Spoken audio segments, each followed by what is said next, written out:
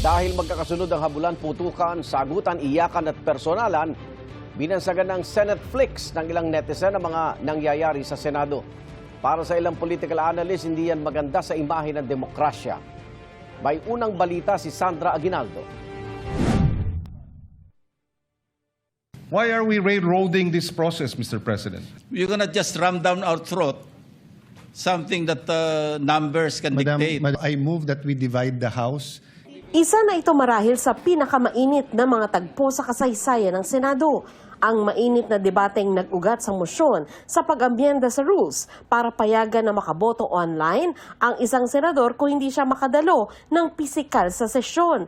Nauwi sa sagutan ng ilang taga-mayorya at minorya na tila ba nagkapersonalan na. Madam President, without giving meaning to anything, ito pong mahirap kasi kung wala po tayong legal background dito. Kaya sinasabi ko na nga po, hindi po bagong motion ito eh. Hindi siya bagong motion. Madam Sabi na bagong President, motion. point of order. Ad hominem. Sinasabi ko lamang po, ang sinasabi ko lang, kanina ko po sinasabi. Hindi po tama yun. Section Sasabihin yung kasama 136. niya Pwede po ay ba? walang Session is kinalaman, suspended. Pwede po walang bang alam sa pagbigyan? batas. Umabot pa sa tila, nagbukas ng mga sugat na hindi pala naghilom.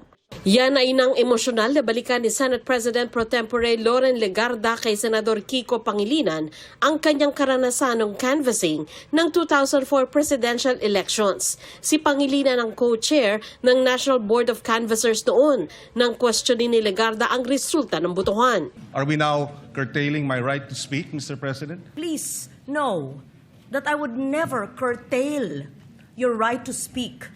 Just as in 2004, I believe you were seated, and I was a vice presidential candidate of FPJ then, and my microphone was closed, and my right to speak was closed, was not given.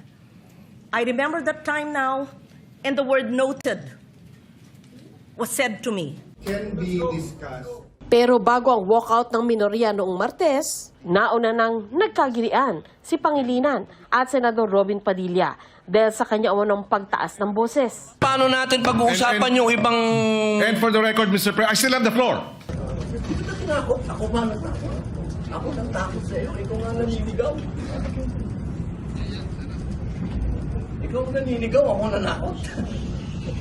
Sir, Hindi ako humihingi ako ng pauman. Kita mo, iba meaning sa'yo ng sigaw at tumasok po siya.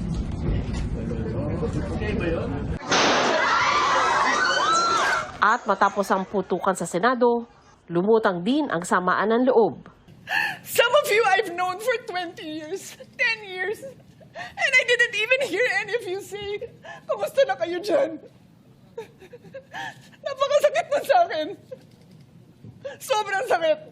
Nariyan pa ang sunod-sunod na palitan ng liderato ng Senado. Mula May 2024, nagkaroon na ng 4 na Senate President. Si Senador Mig Zubiri na pinalitan ni Senador Chis Escudero na sinundan ni Senador Tito Soto at ngayon si Senador Alan Peter Cayetano. Ang biro ng ilan sa social media sa dami ng ganap sa Senado, tila nanonood na raw tayo ng Senate Flicks. Nababahala rito si dating Senate President Franklin Drilon. Pinapakita raw kasi nitong hindi matatag ang liderato sa Senado. Sa 24 na taon na ako sa Senado, ito ang pinaka-unstable leadership. 13-11, pagkatapos yung isa sa 13, nagtatago on the run. Kaya effectively, ang boto ay 12 lamang. Kaya mahirap kaya yung quorum. Madaling i-question eh. Hindi raw ito maganda para sa ating demokrasya, sabi ng ilang analyst. May stalemate sa Senado. Ang kalungkot-lungkot, hindi maganda to sa imahe ng demokrasya. Kung magpapatuloy daw ang sitwasyon, ang taong bayan ang talo. Sana sa isipin ng mamamayang Pilipino, talo tayo dito eh. Diba sabi nga nila pag nagbabanggaan at nag-aaway yung elepante, yung grass yung nagsasuffer. Tayo po yung grass. Okay. Kasi wala naman po tayong kapangyarihan, pinahiram natin sa kanila, ngunit ginagamit nila Inaabuso. sa sarili nilang agenda at inaabuso. Kaya payo ni Drilon, Kailangan palitan nila ang kanilang pananaw at siguro yung kapakanan ng bayan, yun naman ang kanilang titingnan. Hindi lang yung kanilang mga selfish political ends. Sila po may tangan ng kapangyarihan, kaya nasa kanila din ang solusyon. Ito ang unang balita. Sandra Aguinaldo, GMA News.